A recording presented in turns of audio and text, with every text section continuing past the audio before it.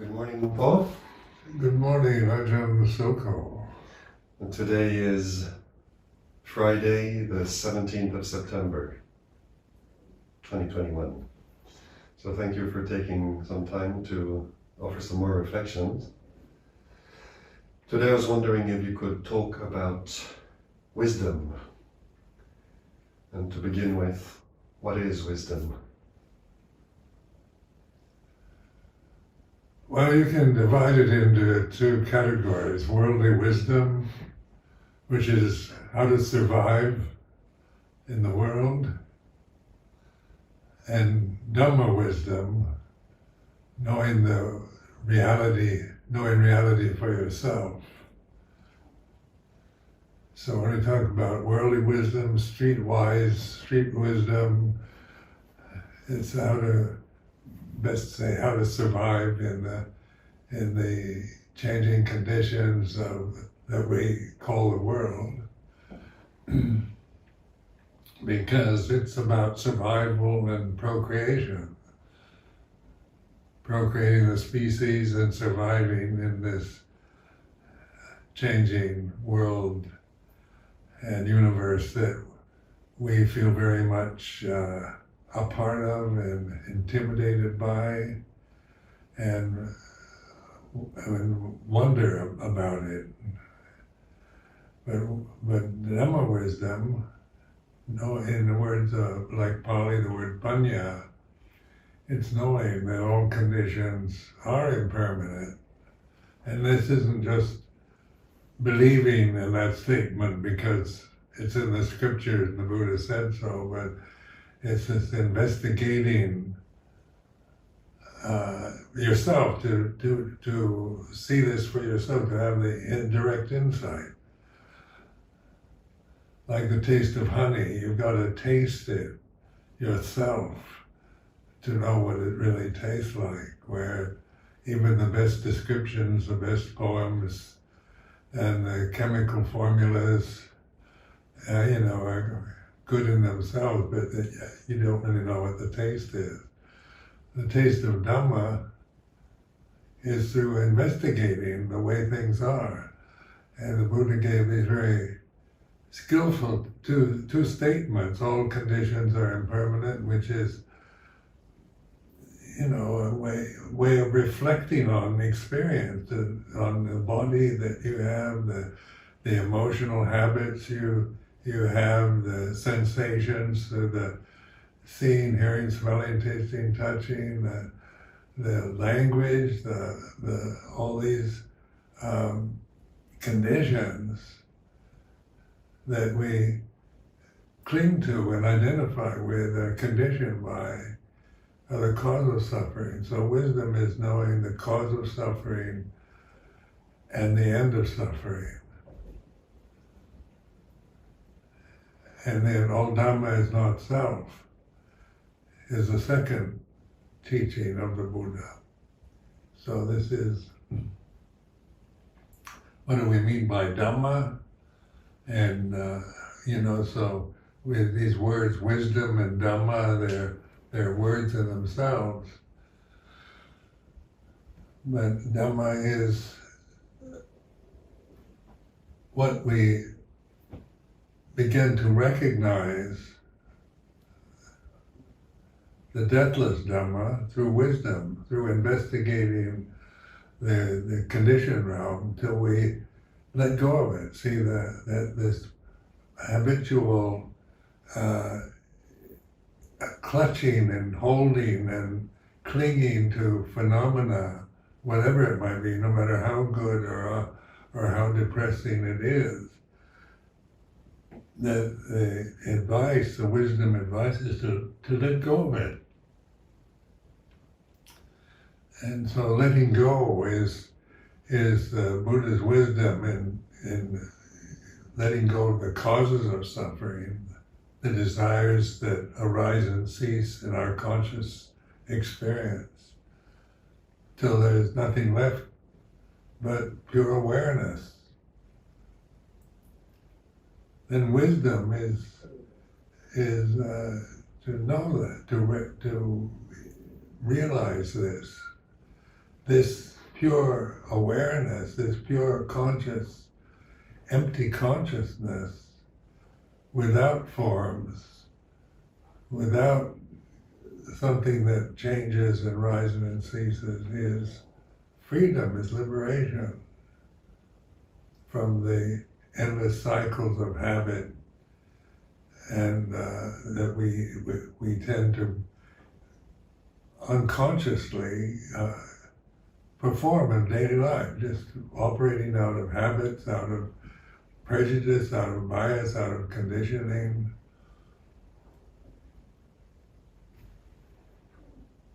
So for someone who'd like to develop that wisdom, how does it come about? Well, just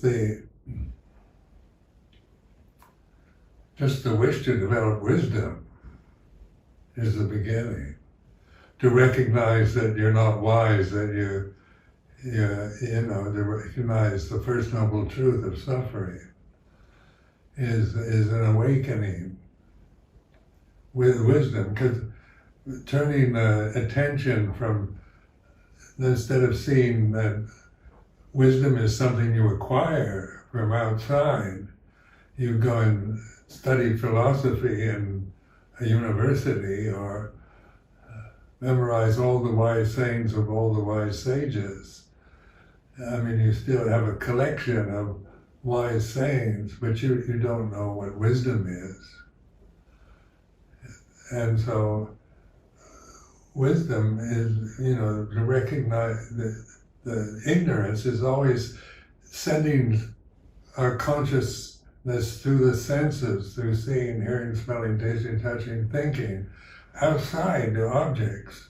We're caught in this, we have eyes to see objects of sight and sounds to hear with the ears, and we see that consciousness is about senses.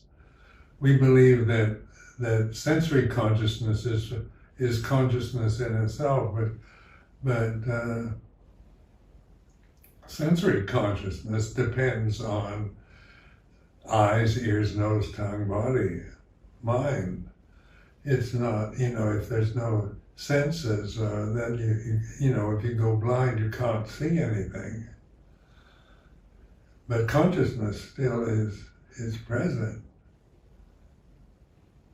So instead of sending one's attention always to the objects of the senses, we go inward and begin to be aware of, we become closer and closer, instead of looking at those beautiful flowers and reading books and surfing the iPad and computers. Like meditation is beginning, it's like anapanasati, with beginning to observe something that's happening here and now, but it's not, you can't see it, hear it, smell it, taste it, touch it. You can feel the inhalation is like this, exhalation is like this. So in the beginning stages of meditation, usually anapanasati, or mindfulness of the breathing, is recommended. And so that's, this is still setting the senses, observing an object of the body breathing, and then the postures, the sitting, standing, walking, lying down. So you're beginning to just notice the most obvious things that we tend to not notice until they become painful or unpleasant. So we don't really notice normal breathing until it becomes difficult. If we have asthma or some kind of difficult breath problem, then we become aware of it, but then we want to get rid of the discomfort. But normal breathing, we don't tend to pay any attention to it, or just sit, normal sitting, standing, walking, lying down. So when we sit, we read books or talk on the iPhone or always sitting, doing something else with the mind, so it's like sending it out to things outside objects of the senses. In meditation, we're encouraged to observe the breathing and the posture. So it's beginning to develop wisdom, cultivate wisdom in just seeing the realities that we experience through the body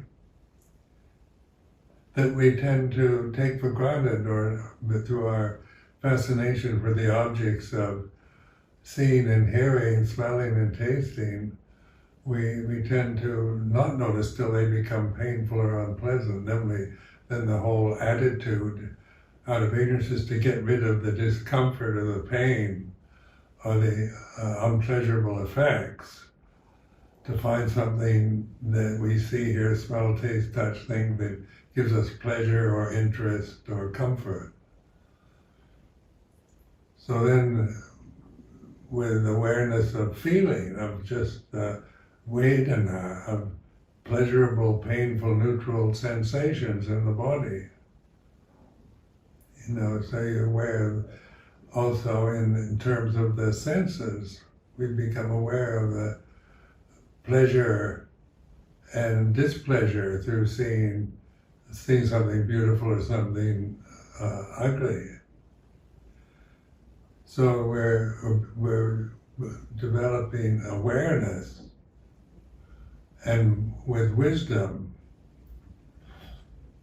because wisdom isn't judging. It's not about judging things, or it's not based on ideals of how things should be, but it's the knowledge of how things really are.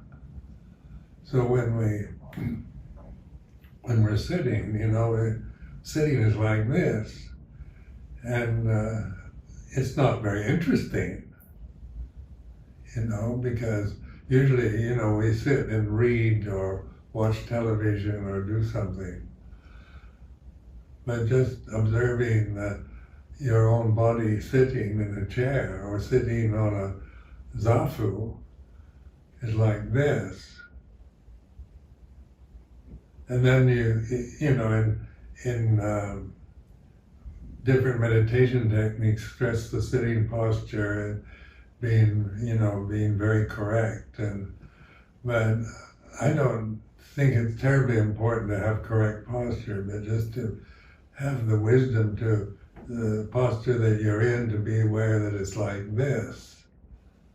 Whether you're sitting on a zafu with a straight back and in full lotus, or you're sitting in a rocking chair, and it's still sitting, standing, walking, and lying down, because these are the four movements of your body that you use through your lifetime, that are generally, not given much attention till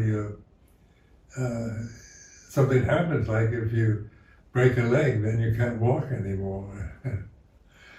But then your whole aim is to get the broken leg healed so you can walk again, but not walking is like this. So suddenly you're using wisdom to be aware of the way it is, rather than wishing it were otherwise, or resenting the fact that your previous abilities are no longer able to operate. And then in pleasant, painful feelings, and neutral sensations, noticing the neutral sensations on the body, because we don't notice that. Just like the pressure of your clothes touching your skin, and if it's too tight, then you notice it. If your trousers or your dress are too tight, then it's uncomfortable, so you notice the weight of it. You try to make it so it's pleasant again. You don't feel this restriction and unpleasant feeling in the body. So it's not about reacting, not about reacting to pleasure and pain, but observing pleasure is like this, pain, physical discomfort is like this, and neutral sensation, just like spend a lot of time just contemplating the way my robe touched my skin, or one foot is resting on the other, and my right hand touching my left hand. These are, neutral feelings. They're not pleasurable, they're not painful, but they can be observed. So you're increasing your ability to observe, to be the witness to the experience of your own body as it sits, breathing, inhaling, exhaling, sitting, standing, walking, lying down. And then it increases with the feeling of pleasurable, painful feelings. Because feeling this, the sense realm, the senses, eyes, ears, nose, tongue, body, it's all about feeling. This is a sensory realm that we're experiencing. This is a sensory form. This body is totally sensitive, and it has these senses. So we're going to feel life, whether in its pleasant aspects, unpleasant aspects, and neutral aspects. And so we become aware of mental states, of emotions, of greed, of hatred, of delusion, as they arise and cease. So these mental states are very much what we, react to. We're very conditioned to react to pleasure, to enjoy it, and pain, to unpleasantness, to try to get rid of it, to blame it on somebody, to always find something to think about or blame, or to create more desire for more pleasure, and to get rid of pain. And then the neutral mental state of peace and contentment is generally, rarely recognized in the average human being. But as you become more aware, and wisdom is your modus operandi, this way of observing, witnessing the way things are, you have the insight into letting go of the conditioned realm, which is not, trying to get rid of it, not trying to annihilate it or condemn it, or to blame the unpleasantness of worldly life on external causes, but to understand it. So this is like wisdom, Lokutara Panya, or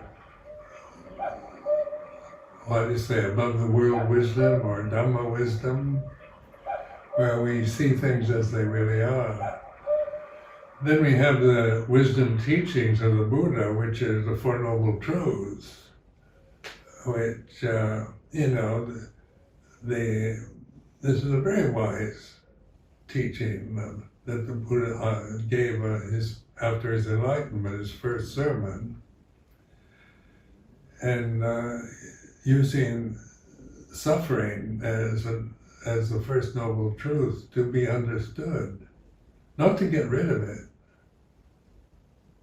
So we learn from our suffering. Here at Amravati, we encourage people to use the suffering they experience here as a teacher. It's the first noble truth, rather than trying to complain about it or blame the suffering or misunderstandings or problems or crises of monastic life on yourself or somebody else. you see suffering as a noble truth. So this is wisdom, where just trying to avoid suffering and get rid of it or blame it on external causes is ignorance. One's caught in just the habit tendency of the thinking mind. If I'm suffering, then who's to blame for that? And because I want to be happy. I want happiness as the way I live my life. I want to live a happy life. I don't want to suffer. But the Buddha put suffering as a noble truth, which is to be investigated, to be understood, not to be annihilated. So then as we understand suffering, we're looking at it from the witnessing position. We're observing it because suffering arises and ceases, comes and goes. There's no permanent suffering.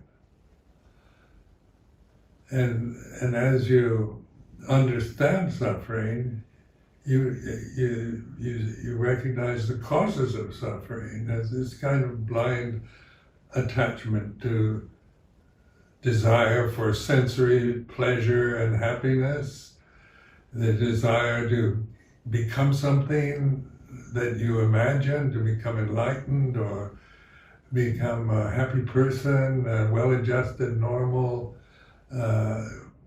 person, which are good desires.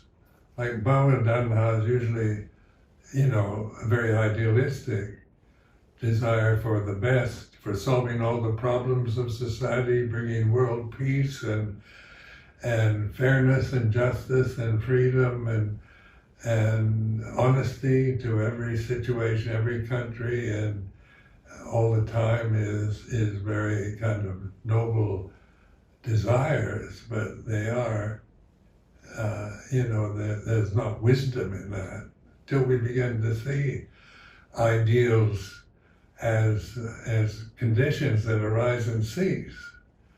You can't live with an ideal in any, you can cling to ideals, and which makes one very critical of everything. So if you're very idealistic, then you're also very critical, because the world isn't ideal. The world is like this, it's changing, constantly changing. It has no stability in worldly dhammas, because they inevitably change. And to desire stability, to desire, like an ideal can seem stable. You can have an ideal when you're 18 years old that you can carry with you till you're 100 years old. The ideal remains the same. But through that period of time, the world has constantly changed, and you're going to, end up being rather embittered or frustrated, cynical about life, because it isn't about perfection on the conditioned realm, because the conditioned world is, in very nature, is imperfect, unsatisfactory. So wisdom is recognizing that worldly conditions, sensory experience, sensory consciousness is imperfect. That's, and to want it to be perfect is a cause of suffering. Or wanting to get rid of the evil forces, the axis of evil, trying to destroy Satan and corruption and vice and immoral behavior and criminality and drug addiction and all the things that we think should, don't fit our ideal for society, wanting to get rid of greed, hatred, and delusion in yourself. Sometimes monks and nuns, spend their time trying to get rid of fear and trying to get rid of anger, get rid of jealousy, because ideally, one, as a monk, you don't want to feel jealous. You want to have this kind of grand kind of ideal of compassion and joy at other success. And, to have the Brahma Viharas operate in you permanently and not feel fear of anything is, desire to get rid of something you don't like, the unpleasantness, greed, hatred, delusion, fear, jealousy. But these are conditions that arise and cease like every other condition, good or bad, pleasant, painful, or neutral.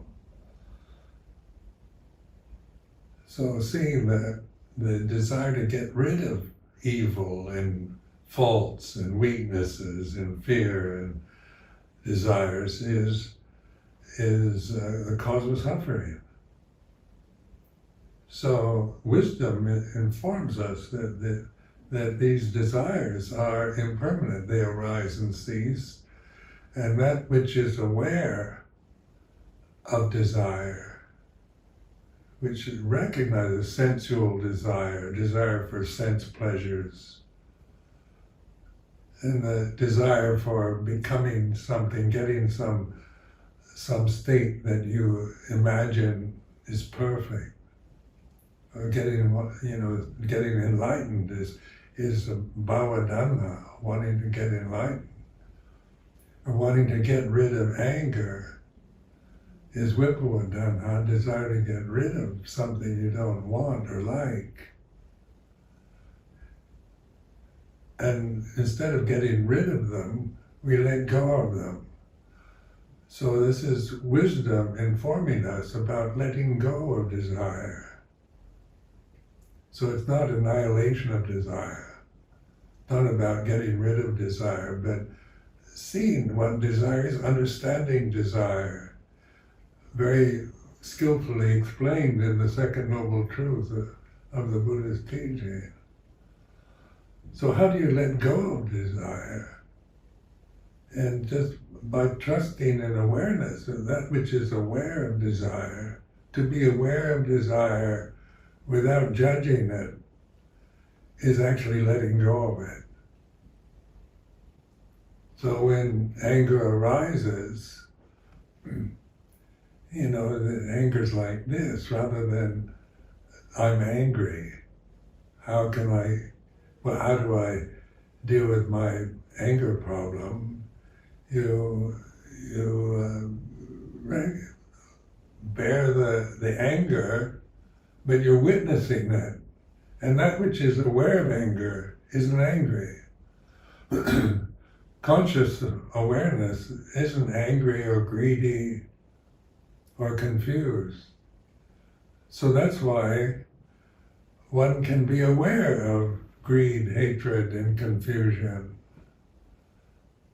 Because confusion can't be aware of itself, or greed can't be aware of itself, or anger can't be aware of itself. But that which is aware of greed, hatred, confusion, delusion is not greedy, angry, or deluded.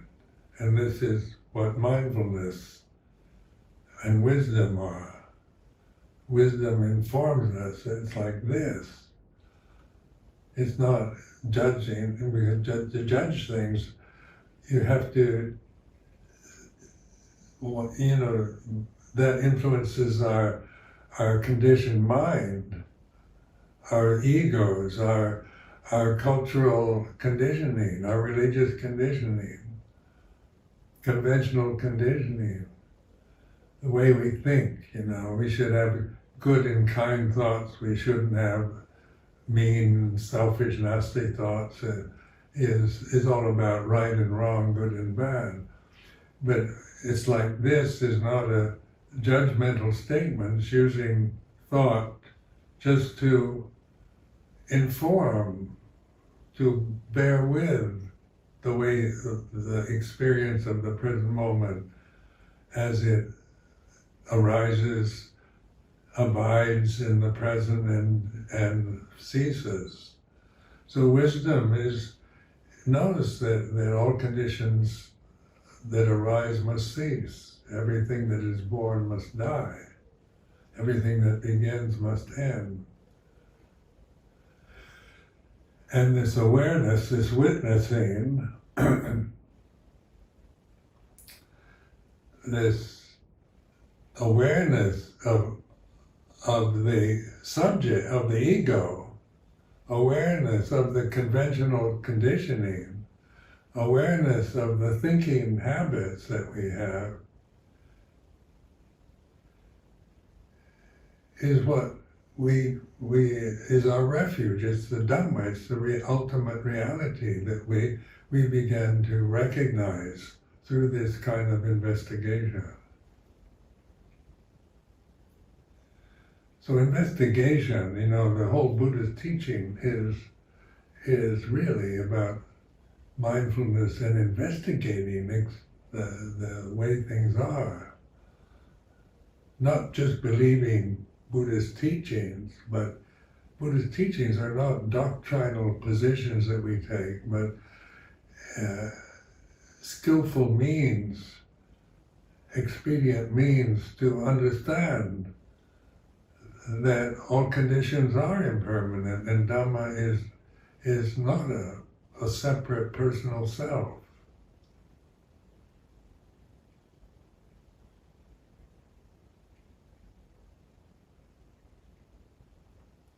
So that's what wisdom is your nature. It's not about how well educated you are, or you've read all the wise sages of the past, and you believe in Buddha's teachings. It's not about acquiring wisdom from external sources, through books, through teachers, through degrees at universities, but in recognizing it's your nature. Wisdom is not something that is there's more or less in anyone. It's available, this kind of wisdom, to us all, free of charge.